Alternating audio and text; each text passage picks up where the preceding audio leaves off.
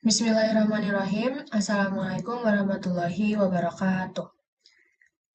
Perkenalkan, nama saya Adiba Najwa Zainal dengan NIM G0025119 dari kelompok A8 atau 2508 dari kelas A.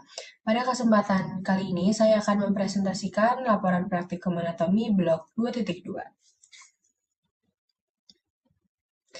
Baik, untuk laporan pertama dengan skenario saat kegiatan bermain, Rusdi, seorang anak laki-laki usia 4 tahun, tiba-tiba berhenti berlari karena sesak nafas dengan bibir dan ujung jari tampak kebiruan. Rusdi kemudian berjongkok beberapa saat hingga kondisinya membaik. Ibunya menyampaikan bahwa sejak bayi, anak sering mengalami kebiruan, terutama saat menangis atau lelah dan pernah didiagnosis dengan tetralogy of Fallot. Pertanyaannya, jelaskan sirkulasi fetal. Untuk B, jelaskan salah satu gangguan akibat gagalnya penutupan struktur fetal setelah lahir. Dan yang C, jelaskan vaskularisasi arteri dan juga vena jantung. Oke, baik, kita berganti slide. Untuk yang pertama yaitu sirkulasi fetal. Nah, untuk sirkulasi fetal ini dia merupakan sirkulasi yang terjadi atau sistem sirkulasi pada saat fetal atau pada saat kita masih dalam kandungan seorang ibu gitu. Nah, untuk sirkulasinya sendiri itu dimulai dari plasenta, dia akan masuk ke vena umbilicalis, dia mengandung banyak O2, terus masuk ke ductus venosus, lalu ke vena porta hepatica, lalu ke vena cava inferior, lalu menuju ke atrium dextrum. Nah, setelah itu dari atrium dextrum ini, kalau sama orang biasa kan, manusia biasa atau sudah dewasa, dia akan menuju ke atrium ventriculus dextrum. Nah, kalau fetal ini dia berbeda, dia akan menuju ke foramen oval. Foramen oval ini letaknya dia di antara atrium dextrum dengan atrium sinister. Setelah itu dari atrium dextrum dia menuju foramen oval terus ke atrium sinister, dia akan masuk ke ventriculus cordis sinister. Setelah itu dia akan menuju ke aorta, terus akan dipompa ke seluruh tubuh.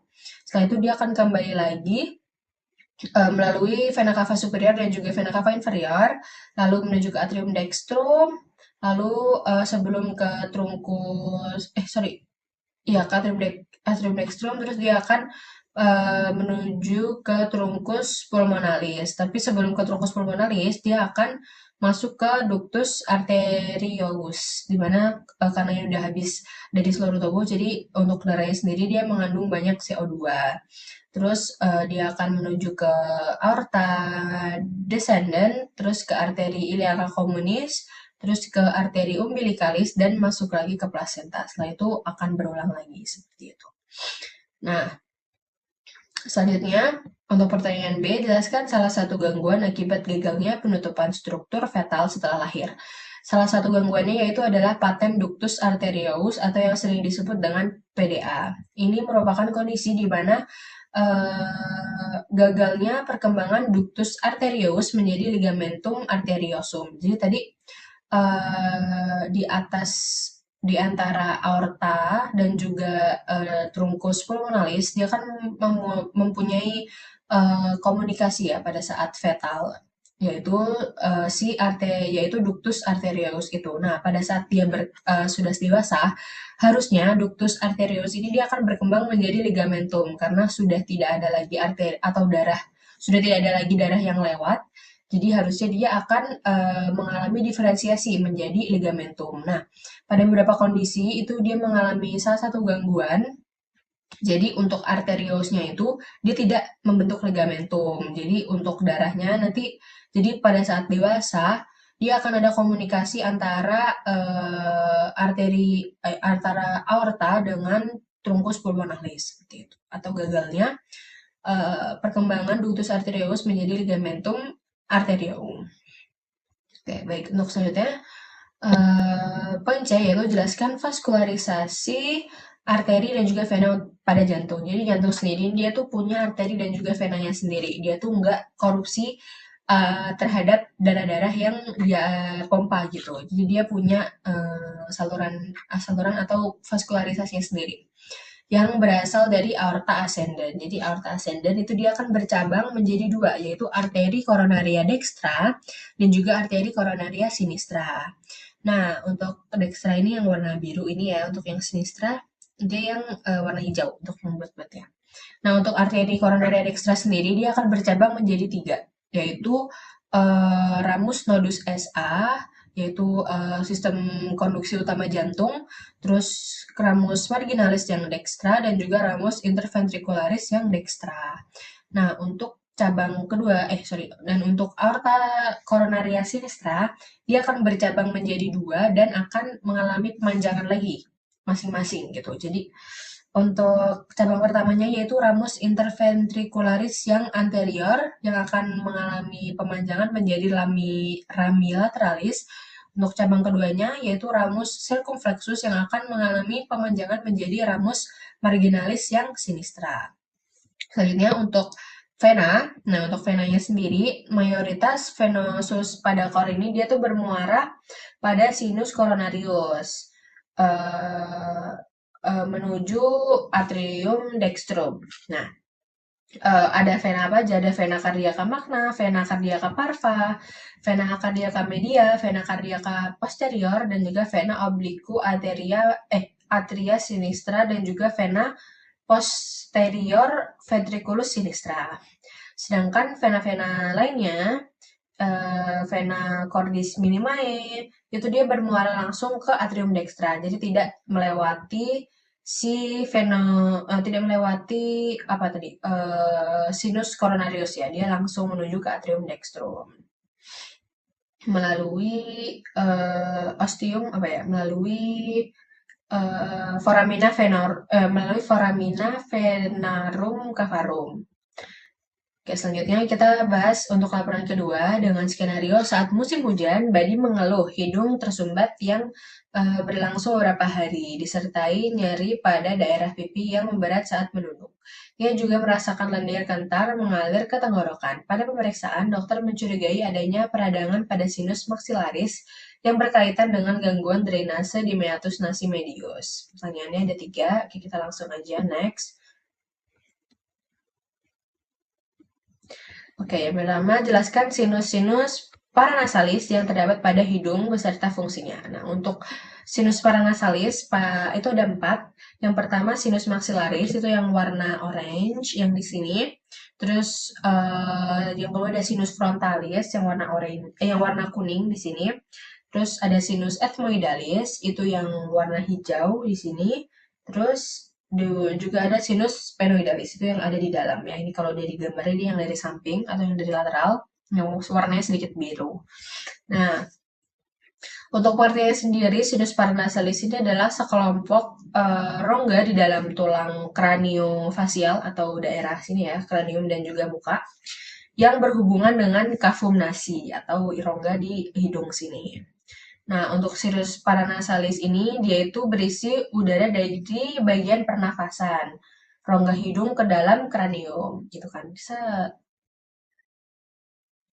Sinus paranasalis ini dia memiliki beberapa fungsi, yaitu untuk mengurangi berat relatif tengkorak ya, terus meningkatkan resonansi suara, terus dia juga sebagai penyangga terhadap trauma wajah.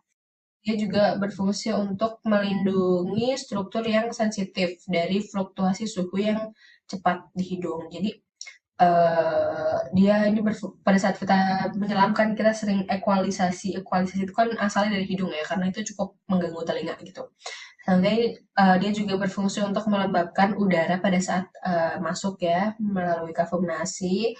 Setelah itu dia juga berperan dalam pertahanan tubuh. Selanjutnya untuk poin B, sebutkan pembagian meatus nasi dan lubang muara atau drainase dari masing-masing sinus. Nah, jadi untuk muara dari sinus paranasalis dan ductus nasolacrimalis itu letaknya tuh di dinding lateral dari kafum nasi. Terus yang pertama itu ada rhesus phenoethmoidal, itu dia terdapat muara dari sinus phenoidalis. Terus ada meatus nasi superior. Ini terdapat muara dari sela lue ethmoidalis yang posterior. Setelah itu ada meatus nasi media. Ini ya, yang tengah. Kan dia ada kayak gundukan-gundukan gitu kan. Nah, si meatus nasi media itu yang tengah ini, dia itu terdapat bangunan, ada beberapa bangunan. Contohnya ada bula ethmoidalis yang berbentuk seperti kubah, yang merupakan muara dari Selaloe ethmoidalis yang media.